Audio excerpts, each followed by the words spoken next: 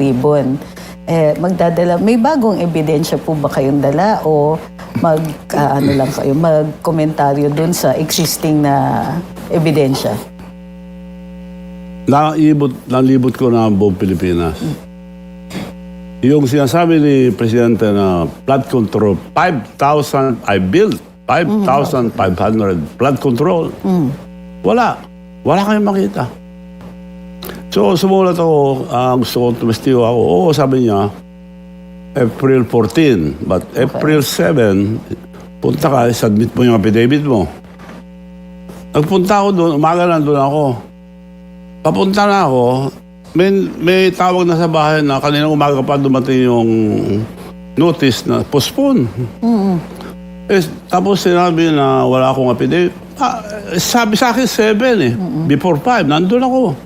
Paano ko sasabihin ng umaga walang tao ron? Oh. Wala sila doon. Hapon ang nila. Ang session na po. Session nila. So pero ang sabi niya nila ay wala ka daw affidavit? Meron, nakahanda. Aha. Nakahanda. Nandun ako mismo. Tabi lang yung Senate. So anong tingin niyo? Bakit hindi tinuloy? Yun nga ang masama sa gobyerno natin eh. Lahat yung nakakaalam sa flood control, pinipigilan nila, pinagtatakpan. Yung mga nagsasalita, sila inimbisiga. Opo. Kinukulong pa. Oo nga. Yung mga tinuturo, like now, nagsalita na si Speaker, Martin. Sinabi na niya lahat. Involved ang executive. Hindi lang niya tinuloy. Pero alam na natin lahat yan. Involved ang executive. Sino executive? President Marcos. Yes. From the very beginning, sabi ko na mastermind dalawa. Si Martin and Marcos. So recruit nila Saldi ko to do the dirty job. Yes. And then, nung nagbakasyon, ayaw nang pabalikin, gusto ibintang lahat sa kanya, nakahalata. So nagsalita na. In 7 days, may kaso na, may warrant pa rin. Ngayon nagsalita si Martin, bakit wala na? Sinasabi nila,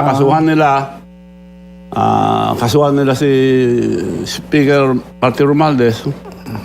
Wala naman nangyari yan. Nung nagsalita, nagsabi ng totoo, nawala na. Question lang mo, Manong Chavit. Si Saldi ko kasi nag-release ng mga videos with allegations. Ano sa tingin nyo yung mga sinabi po ni Congressman ko at yun na ba lahat yung kailangan niyang sabihin? O may tinatago pa siya? Hindi, meron. Siya pinagawa eh. Okay. Paano niya magagawa yan kung siya lang?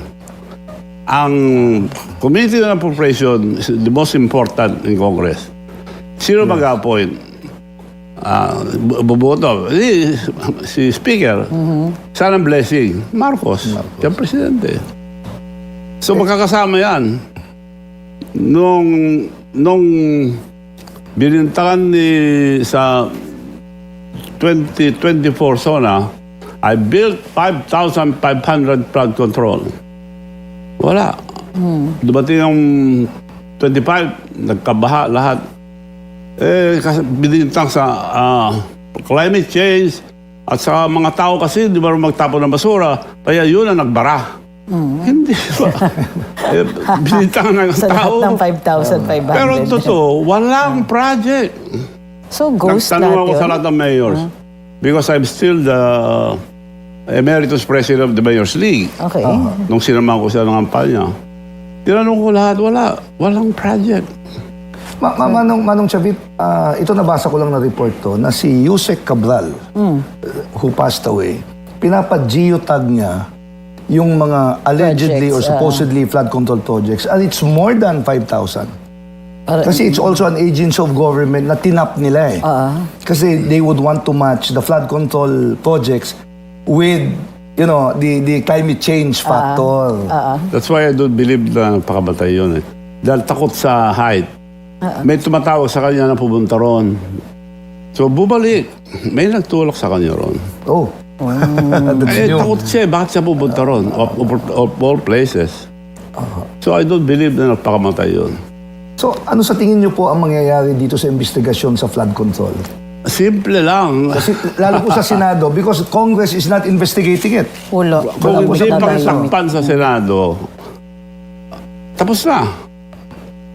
Pero nasa kamay ngayon ni Senator Lacson, Ping Lacson. Opo. Pagkakilala ko sa kanya, hindi naman nagsisinungaling yung araw. Ewan ko ngayon, bakit pinagtatakpan. Kung mag-privilege speech siya, sabi niya, mag-privilege speech ito, pagtatakpan niya si Bongbong Marcos, lalong, wala naman naniniwala sa kanya, lalong mapapasama siya. Kung sabihin niya ang totoo, which I don't think na hindi niya alam ang nangyayari. Kung magsabi lang ang totoo, tapos na. Nagsabi po kasi si Senator Lacson na pag dumating si Congressman ko sa Pilipinas, pagkaharap-harapin niya sila sa Senado, kasama yung 18 Marines. Bakit bakit pa yun ay nandito na yung mga testigo? Yung mga Marines nandito Mga na po. Marines ang dapat ako, ano ko doon, they are the modern heroes. Matapang silang lumabas. Marami pang lalabas. Tinatakot nila, ayaw imbestigan. Isa-isa pang inimbestigan ngayon. Karakter Yes, nila, hindi rin maganda. Baliktad eh. Dapat, like si Speaker Martin, Board of Executive, ba't hindi nila, nagpangalan pa ng mga tao, hindi nila inimbestigan, tahimik na sila. Why? Sa tingin ninyo, sir, mapapatawag pa rin kayo sa Senado? I hope so. Kung hindi, kung magtagal, halimbawa, sabihin na, ay, hindi pa kami mag-hearing, alam niyo naman yung mga excuses Ibig sabihin yan. nun, pinagtatakpan na nila ang katotohanan. May sinabi rin si Senator Ping Lacson that there is an attempt for regime change via military coup. Pero ang sabi po niya, walang military support. Now, I heard your group before, allegedly na sinasabi niyo that there should be change in this country, but you need the help of the military. Are you involved in any of this? No. Kailangan talaga yon yung mga military, unless na pinagtatakpan nila ang mga mangyayari ngayon, mga nakawan. Nakawan na ito ng kabal ng bayan eh. Si Presidente mismo nagsabi, maya naman kayo, hindi na nakaw yung kabal ng bayan. Involved siya eh. I'm just curious po, Attorney Lucia. Dapat tayo, sabi niya. Dahil alam niya eh.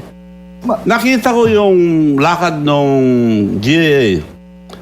Pag nagpatawag ang presidente, budget ang presidente muna, tatawag ang mga sekretaris. Tanong niya anong mga budget nila. Nandun lahat, nakalista. One example, yung Department of Health, yung PhilHealth. PhilHealth, yes, sir. They have 87 billion kinuha. Yes. Binalik sa Treasury on Treasury, record. Zero. Kaya humingi sila ng 70 lang plus. Sa budget ni Presidente, nandun. Pagdating sa Congress, nandun. Pagdating sa Senate, nandun. Sa BICAM, nandun. Pagdating kay Presidente, tinanggal. Why? Pero ng tao yun eh. Yan ang pinakamasama sa lahat. Kontribusyon ng mga lilit na tao yan. So in 2025, zero. Kawawa ang mga tao. Bakit nila kukunin? Pati insurance ng bangko, kinuha. Why? PBIC. Nilagay lahat sa flood control. And ang masama ngayon, we have now 19 trillion na utang. Wow. And we are paying 2 trillion yearly debt payment. Yes. Nakabawad na tayo sa utang. No, well, regarding... Ang masama, walang project. Correct. Regarding the debt, ang alam kong naiwan po ni Pangulong Duterte, about 13 trillion in Yes, 6 years. Dahil sa Ito, COVID. 19 trillion in 3 years. Parang gano'n. No? So, So, plus 6 bali, trillion, six. parang gano'n. It's equal to the budget, na national budget, ha? Correct. So, it's one to one. Manong, nabanggit niyo po, Manong, yung in the last zona, nabanggit po ni Pangulong Marcos, mahiya kayo. Anong ini-expect nyo na sasabihin kaya ni Pangulong Marcos? Kasi malapit na po yung zona. Are there anything new na mababanggit niya regarding flood control and other issues? Well, sa sinabi niya sa 24 and 25, magkaiba. Kaya ako, nagsisinungaling sa Presidente. I built 5,500 flood control project. Wala kami makita. Pinagtanong ko sa mga mayors, governors, councilors, dahil naging presidente rito ko ng Councilors League. Wala sila, puro ghost project. Bulacan, pinapuntahan ko rin. Nung pinunta niya, gano'n pa rin up to now. Ba't wala nangyayari? Aliwa-liwanag na. So sa tingin ninyo, anong sasabihin niya sa SONA? Huling-huli na yung kasinungalingan. Nag-drawing pa sila kung anong sasabihin. Wala nang maniniwala because hindi nila sinasabi totoo. Ang totoo at taong bayan, wala nang naniniwala sa kanya. Walang project eh. Manong sabit, optics-wise lang ang optics-wise. SONA ni Presidente, Speaker Boji D, do you think Martin Romualdez will attend the SONA? Well, they have to. Basunorin yan. Ewan ko kay former Speaker Martin Romualdez. Kasi parang awkward eh. No? Ang liwanag, nagsalita. Bakit hindi nila imbestigahan ngayon? Before magsalita, kakasuhan namin, may hold departure order, tapos tahimik na sila nung nagsalita. Ayon dun sa balita. So, ganyan yun. Kung ituloy ni Martin, sinabi na niya involved executive. Si Marcos lang tinuturo. Kung ituloy niya, parang tatakutan sila. Kasuhan niyo ko, tuloy ko to. Involved si Presidente. Sabi nga niya, he will not go down alone. Yes. Ang liwanag. Bakit yung mga magagaling ngayon sa Department of Justice, Ombudsman, bakit hindi nila imbestigahan niya? Malinaw po na away pamilya na po to eh. Si Senator Amy kay Pangulong Marcos, si Speaker Romualdez kay Pangulong Marcos, Senator Amy. Well, to me, away ng mga greediness yan. They're all greedy. Greediness is always the downfall of everybody. Correct. So, Sobra na. Sobra ang nakawan. Bakit hindi ma-solve? Why? Hindi ma-solve ang gobyerno. Bakit? Because gobyerno ng problema. Aliwanag. sir, Alam ko, abogado kayo, Trixie, pero... di maliwanag naman, sir. Wala naman. Siyempre, kailangan ko marinig sa ibang tao. Wala nga naman ako magsabi. Oo nga, pero alam mga abogado, alam nila ito. Pero sir, nagkita tayo sa Rage Coalition. Magsama pala kayo. Ba't di kayo Masarap nag-iimbita? ako. Ay. Masarap pagkain dun eh. Hindi. Kung Baka hindi nandun ka, naningil ako sa'yo. Baka hindi si Gob Chavita nag-sponsor ng pagkain. Kaya, di ba? Hindi namin napansin yung food. Kasi ang daming celebrities. Si Manong Chavit nandun. So sir, nasa Rage kayo, guest po kayo. Coalition po ito ng mga sumusuporta kay VP Inday, kung di ako nagkakamali. No? Kunwari. Tatakbo ba kayo? Tatakbo ba kayo? Tatakbo po ba kayong Kayo na, senador? Kung sakasakali, but I'm not sure. Pero in-endorse akong vice, no, I'm not sure kung tatakbo ako. If ever, tatakbo senador or local. I'm not yet sure. I'm not... tignan ko yung galaw ng Pero Pilipinas. ma-expect namin na na mas involved na kayo ngayon sa politika. Yes, dahil sa nangyayari. Kawawa ang taong bayan. Kasi nung huli po, tumakbo kayong senador, tapos nag-withdraw kayo. Because nagkasakit ako. Nagkasakit po kayo. Okay. May mga viruses na bago noon. So, pwede, sabi yung doktor ko, pero wag sana kang tamaan uli ng pneumonia. Hindi, wag na lang. Nakakaya naman, yung mga governors, mga ibang leaders, mayors, magkamay-kamay ka, punta ka lang, inantay ka rito. Pero, paano ko hindi lalapit? Aristocrat na labas ko, wag na lang ako. Question lang po, you mentioned about Rage Coalition. Yeah. May confusing messages lang from what I saw on TV. Kasi unang-una, si Mayor Baste po ata yung Plan B. Si Mayor Baste yung head ng Rage Coalition. Tapos may mga nag-announce na ang Plan B ng mga Duterte, si Baste. Kung hindi pwedeng tumakbo si Plan Sara. B ng Rage. Plan B ng Rage. Ng Rage, the coalition. Hindi naman authorized si former Congressman Mike Defensor magsalita for the family. I was just for the medyo coalition. na-confuse lang ako sa messaging kasi. Kasi parang ina-anticipate na makukonvict si Mayor, si Vice VP Sara. Therefore, si Baste ang... Parang kumbaga, parang message yun na huwag kampante. yung kalaban. Okay. Well, Dahil malalim yung bangko. Yung impeachment, nasa sila ang gagawang future natin. Kung pagtakpan nilang katotohanan, kasalanan nila lahat sa Senate. Alam nila eh. Correct. So, yung... Go ahead po. Go ahead Sorry, po. nauna Sige ka na ate, mauna ka na. Mas matanda ka eh. Age before beauty. Kaya nga. Si Manong Sabit, pag nakarinig ng beauty, ang ngiti niya, ang gantay nga eh. Hindi na po pwede magsampa ng impeachment kay PBBM this year. Pero tingin ninyo, next year, magsampa pa rin kayo.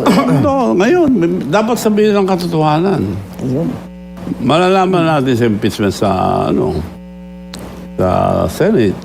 Question lang po, tricky question. Is it true that when you filed your impeachment case against the president, not a single congressperson wanted to endorse it? Noon. That's why walang naniniwala. But hindi naman ako lalabas against him kung hindi ako pinapapatay. Hinarang nila ako eh. Teka, pinapapatay? Pinapapatay. Harang, in-stop ako without any reason. At tinignan ko, marami armado sa likod na sumusunod. So, nung dumating yung mga mayors ko dahil katatapos lang meeting ng Mayor's League, umalis yung armed men. So, bumaba na ako. Anong violation? Hindi alam. Tumatawag yung police. May tinatawagan eh. Sorry po, are you referring to the Erap administration? Yes. Hindi sa Marcos administration. Magkaibigan kami. So, nung nakumbir lang, nagpupunta na sa bayan, niya. Talagang kaibigan ko. Pinaharang na ako, kaya ako lumabas. So, pero nung huli po na nag-file ng impeachment against President PBBM, ang kwento po sa media kasi is that walang congressman gustong i-endorse yung final na impeachment laban kay PBBM. Is that true? hindi ko alam yun. Oh, okay. Ako, sinuporta ko yun. Pero nagtaka ako, nung first labas niya sa Japan, nilisnab na ako. So napahiya ako. Pero, of course, wala akong kibo. Ako nag-support sa kanya. Ako nag-convince na tumakbo presidente. Ako lang tumulong. Hindi lalabas siya kung wala ako. Because sabi niya sa akin, Manong, salamat, ikaw presidente ng Mayor's League. Nung tumakbo ko ng vice, wala akong isang mayor. Ngayon, puro mayors minimit ko, sabi niya. Bawal pa noon ang lumabas, pero small group pwede na. So, dinala ko lang sa lahat ng mga regional mayors. All mayors. Papasalamat palagi. Hindi lumalabas kung wala ako. Ang aeroplano namin ginagamit niya lahat. Tanong ko lang po, Manong Chavit. Siyempre, masama loob nyo, natulungan niyo si Pangulong Marcos, hindi na kayo pinapansin. But this time, ano ang pakiramdam nyo? Kasi ang tawag na po sa inyo yun, destabilizer. Oo. So, Rason ng mga, may kasalanan, mga guilty. Rason nila. Yun ang sinasabi. Linilito nilang tao. Ba't hindi nila sagutin? Aliwanag na ngayon, light down. Maliwanag pa sa buwan. Nagsalita na si Speaker Martin Romualdez. Minensyon niya, mga tao at saka executive. Sino executive? Bongbong Marcos. Wala naman iba eh. Sir, sa mga nililabel ng mga destabilizers sa gobyerno, marami tayo dyan. Pag nagsalita ka, destabilizer ka. Oo nga, pero bakit po, aray ko, oo na. Pero bakit po untouchable? the spokes is back as a destabilizer. Pero mukha po kayo untouchable dahil baka mukha nyo si Kevin Costner. Hindi naman, pero lahat naman ng... Untouchables, di ba? Grabe, Kevin Costner. wala, aga. Malapit na Christmas, Manong, ha? Natatawa sila. Parang kung sino man ang kumontra sa kanila, destabilizer ka na. Rason yun ng mga may kasalanan, mga guilty. So, binibintang lahat, bintang lang yun. Bakit hindi sila Ngayon, this is the time. Nagsalita na si Speaker Martin Romualdez.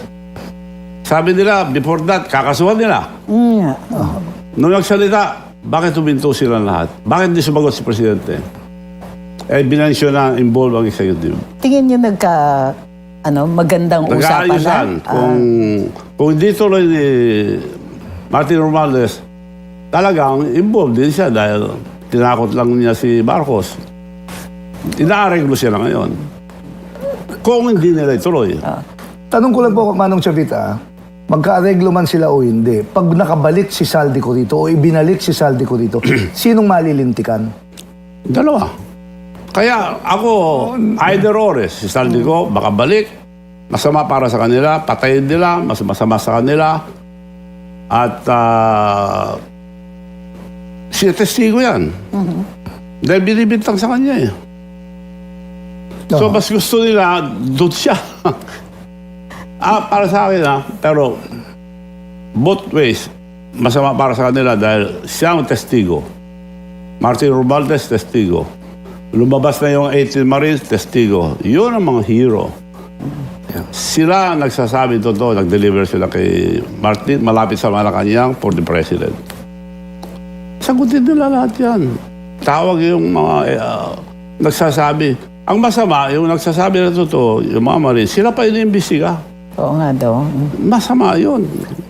Boss, Manong Chavit, nung si Speaker Martin pang speaker, si Saldico ang Appropriations Committee, they were able to secure 215 votes kasi attorney for the impeachment of Vice President Sara Duterte. Do you think they can still get 215 or barely a minimum or 106 just to impeach? Mas marami hindi bubuto dyan ngayon, pero yung karamihan takot dahil it's either may kasalanan or kasabot sila. So, but sigurado ako, mas maliit ang, mas maraming buboto kay Sara ngayon. Pero hindi nila makukuha dahil maraming involved. Pinag-aalalan na ni Sara Diskaya na sino mga congressman, minention na lahat. Sira lang Senado, wala lang investigasyon. Bakit gano'n ang gobyerno natin? Bakit nila pagtatakpan ng katotohanan? Sa paniwala niyo po, may impeach si VP Sara sa Kongreso at iangat po ito sa Senado. May iangat po ito sa Senado. Mayangat siguro, pero dahil maraming involved dyan sa Senate, kung involved sila, makikita natin ang butuan sa Senado. Batay po Kung lumabas sa katotohanan, pinahirapan. Alam mo yung mga testigo nila against Sara, yung sa Congress, kinasuhan ko rin eh. Yung Madriaga, professional scammer yun. May kaso, ang daming kaso. Ako Madriaga. mismo, nag-file na sa court, ini-scam ako, pinuntahan ako sa bahay, nagkipagkaibigan, tapos humingi sila ng pera dahil may video sila si President Noynoy na nagde-deliver to mga PSG to. Puro bang magnanakaw ang kasama. Nakarmas pa sila. So, hinuli ko lahat. Dinamanda ko. Scammer yun. Yun ang testigo. Hindi lang sila makapili. Naalala ko lang po, naging guest po natin dito si Senator Frank Drilon. Okay. As a former Senate President, sabi niya, in any impeachment case, nangingialam ang palasyo. Okay. Ito away ngayon ito ng Presidente at saka at Vice President. So pag nag-exert ng pressure yung palasyo, who among the senators na sa tansya niyo po, pro Sara, posibleng hindi bumoto, posibleng bumoto to convict VP Sara po? Well, right now, ang tansya ko, 5, 9, 16. Kung ma-maintain yun, di na ma-impeach si Inday Sara. 9, 16, 25 yun. It should just be 24. 24. 24, 16. parang gano'n. So, depende sa mga senator ngayon. Ang future ng Pilipinas. Kung pagtakpan nila si Marcos, wala na tayong kinabukasan. Sir, sino sa tingin ninyo ang mga for or against? Isa-isain natin, sir. Si Senator Mark and Senator Camille Villar. Mahirap mag-maritas dito. Marites ba to? Theoretical lang. Theoretical lang, oh. Hypothetical. Bolang kristal. Pwede natin pag-usapan mamaya. Mamaya. Pwede mo nating i-on cam, pero chismisan lang. Hindi mo pwede. Magka-cancel ako ng mga appointment Sige po, mamaya. sige po. Pero alam ko na yung nakakaalam dyan, alam lahat ang senador. So malalaman natin ugali bawat senador sa pagboto nila. Yung mga nagtatakip ng mga pagnanakaw. Talagang walang project, talagang may control. A ghost project. So pagtatakpan nila yon, kasalanan ng mga senador natin. Manong Chavit, tanong lang po. Kasi doon ang trial talaga eh. Ano kaya ang posibleng gamitin ng palasyo as pressure points To, sa Senado. sa Senado without naming names para i-convict si VP Sara? Eh, Besides yung affiliation sa political party. yung mga mali-maleta na di-deliver. That will decide. Okay. Sandali. Ang bigat naman ng pressure ngayon. Alright. Kulang ako ng kape. So, pero, sandali. Pero dun sa naalala ninyo yung nagkaroon ng laban dun sa Senate presidency. Yes. Tapos, Ano ba to? di umano, Good question. nagtawag-tawag si Executive Secretary Ralph Recto ng ilang mga senador. Tingin niyo ulitin nila yun? Oo, parang ito. To save. To save Para- No. to save. To save yung nag-appoint sa kanila. Pero Ate Trixie, from a political perspective, kapag hindi na-convict si VP Sara, do you think there will be a change in the leadership of the Senate? Ang maging vice president si Tito Soto. Ay kung hindi po siya Kung hindi na-convict, ma-convict. magbabago kaya yung liderato sa Senado? Ibig sabihin nanalo yung... Palitan ba si Magbabago. Tito Sen? That's a numbers game, Magbabago. di ba? Posibleng magbago po. Lalakas Kung ang loob. sinong kung manalo si Sara, yun ang mga hero na gustong malalaman natin lahat ng katotohanan. Bakit hindi ba convict si Sara Duterte sa Senate? Sir, ang tawag sa inyo dati, Kingmaker. Kingmaker pa Hindi rin naman. kayo ngayon. Hindi naman, nagkakataon lang. Nagkakataon. Oh, sa tingin ninyo, magkakataon uli? Possible na may mangyayari. Follow-up question. Dahil sila nagsasalita eh. Tama. Correct. So I think itong May, hindi naman bubulat ang tao. So itong May, pagbukas ng tingnan natin ang galaw ang Senate. Na-curious lang ako with the word. Sirang-sira na ang Senate. Marami na naniniwala sa kanila. Kung dagdagan pa sila, wala nang kwentang gobyerno. Wala nang batas eh. Sa tingin ninyo, tumigil ba yung... Ay, may follow-up And then yung the word kingmaker kasi, Oo. parang walo na po yung presidente, walo na po yung naging presidente after EDSA. Sa walong yon, ilan po yung sinuportahan yung nanalo? Halos lahat. Lahat actually. Si Noy Noy, lahat kami mayor, supportado natin si Noy Noy. Pero si Noy Noy, meron nauna sa mga mayors ko na nagsip-sip. So, hiniwalay kami lahat. Yung tumakbong bodyguard ko lang yun, tumakbong anyway, hindi kasama doon, mawawala tayo sa flood control eh. Mamaya. Balik tayo sa flood control. Mamaya. Flood control lang ito pero Yes po. all department may mga May flood anomalya. control nga lahat eh. Yung flood control na lang tayo dahil marami yan. Hindi, may divert lahat. One last point about being, Manong Chavit being a kingmaker. Tinulungan niyo ba yung mga pink sa norte nung huling eleksyon? Last election, Opo, yung huling eleksyon. Yung mga 20 pink, sila Bam Aquino. Recent senatorial election. 2025. 2025. Natulungan niyo ba sila Kiko Pangilinan, Bam Aquino, Chel Jokno, party list? Sa norte, oh. hindi kami nakialam na sa Senate noon. Okay. Okay. Dahil di na kuha ng presidente, hindi election ng presidente. Because ang midterm election, napakalakas ang presidente mag-endorse. Bumagsak ang presidente sa paghuli niya kay President Duterte. Hinuhuling pilit without any warrant of arrest. Naawa ang tao. Ganun ang Pilipino, naawa sila sa mga inaapi. So, aping-api si President Duterte. So, ayun, walang kalaban-laban dahil nagpapadala sila ng mga bayaran na testigo. Involved yan si former Senator Trillanes dahil may video. Sinasamaan niya dito sa Pilipinas yung mga ICC.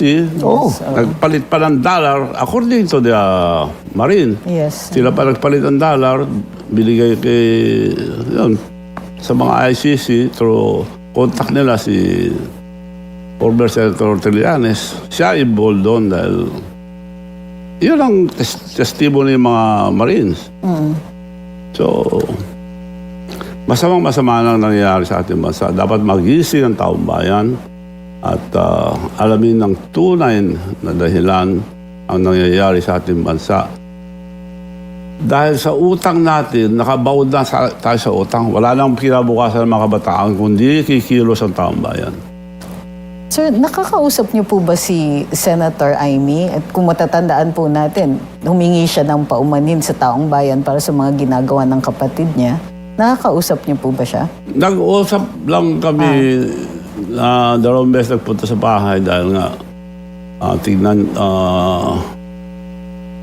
nag-uusap lang kami kung anong gagawin dahil magsasalita siya. Kako sa kanya, walang naniniwala sa'yo kung kasi binabanatan niya noon si Martin lang. Saka si Lisa. So, hindi mo binabanggit ang kapatid mo, walang ano. Ang the best, anong best na gawin? Sabi niya, well, the best thing to do, you have to talk to your brother.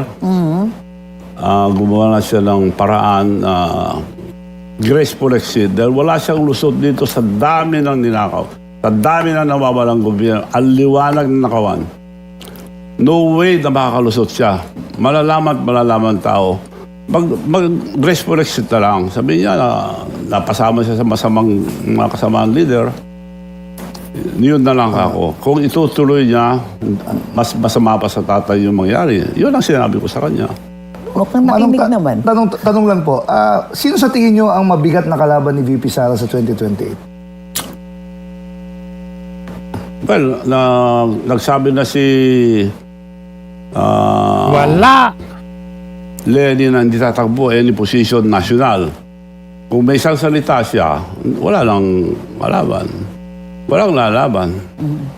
May lalaban pero pag gumalaw ang baleta, yung problema.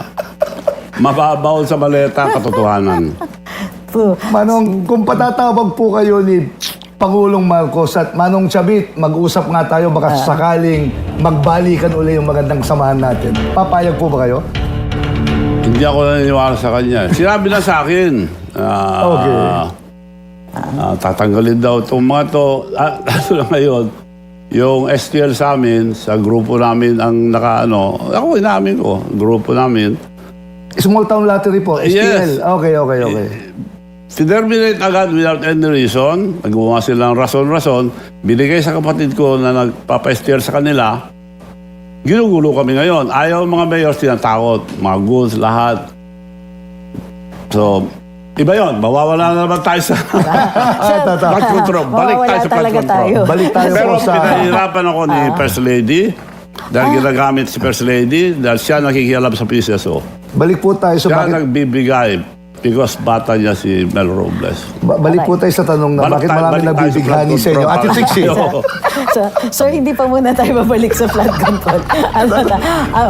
Siya lang ginagawang gobyerno. Diversionary. May hands daw kayo.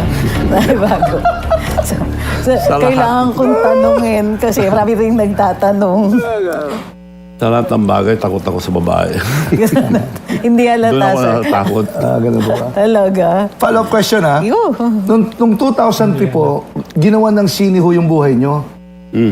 Si Cesar Montano ang leading man. Ngayon po parang hindi ho kayo tumanda. So kung gagawa ulit ng sine tungkol sa buhay nyo, sino ang leading man at ilan ang leading ladies para makompleto ho yung kwento? Ba't ka naman nagtawa, Tordy? Seryosong tanong yun? Hindi ako makasagot pagka babae pinag-uusapan. Ay, gano'n. Takot pa. So yung bunso ninyo, 13 years old. Sa tingin nyo, okay pa kayo masundan?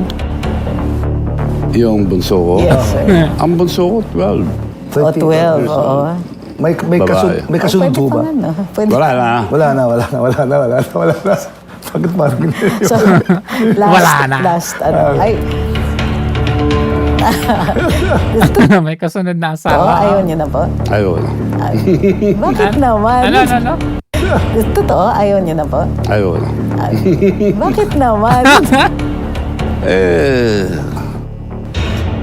Focus muna tayo sa flood control. Flood control. Sa tingin ninyo, sir, mapapauwi si Zaldico?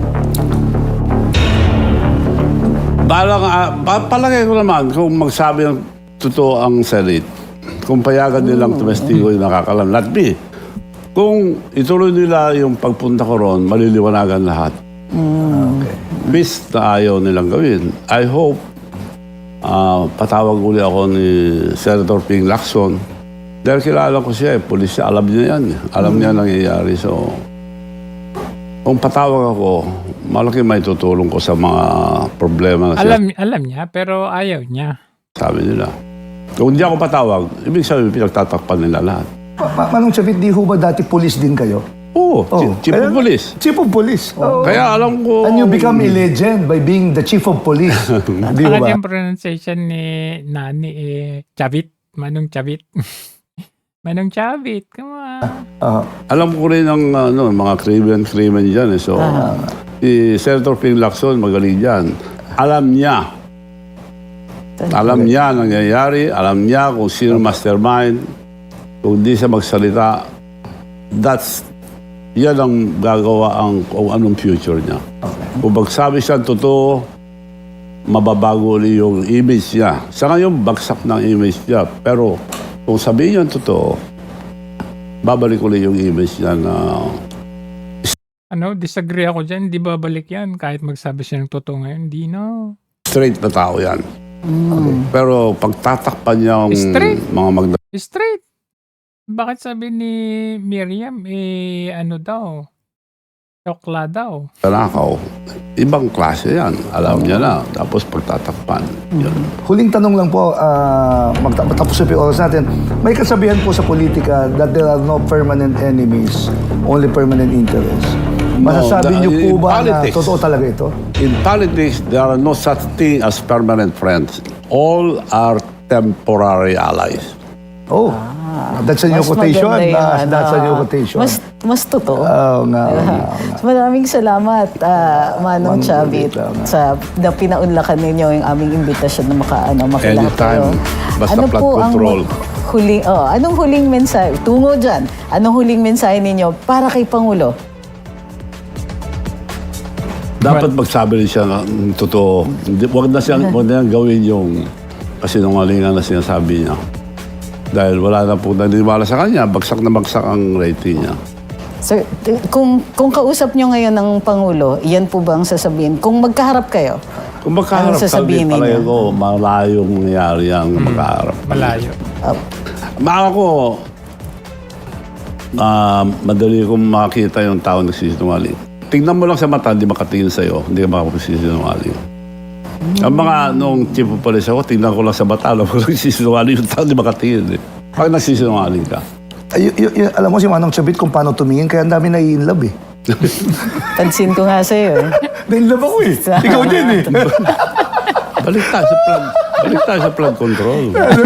Wala na po talaga sa Tony Pixie. Maraming salamat po, Manong Chavit. Pwedeng sa uulitin. Yes, of course. Salamat po.